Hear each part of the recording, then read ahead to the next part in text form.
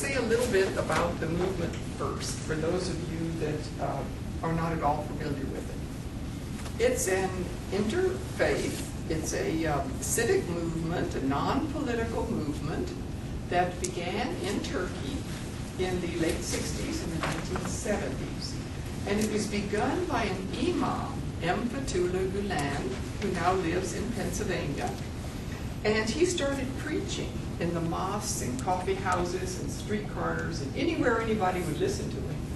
And his basic message was that it was very important to address some of the ills that he saw in Turkey at the time, particularly poverty, ignorance, and strife among groups.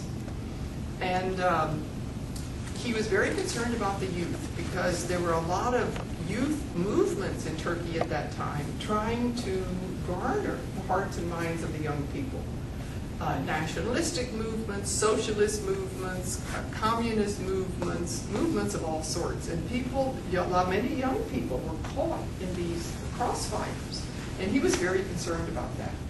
His basic message was that it was critical to educate the youth. But he said, we don't need madrasas, these schools that teach Islam and are very closed. He said, what we need are schools that will teach education, democracy, technology, and skills that these people will need in the modern age for the 21st century. And especially, he wanted to wed education with basic human values. He was very concerned about a value-based education, along with the kind of education that would emphasize math, science, technology, democracy.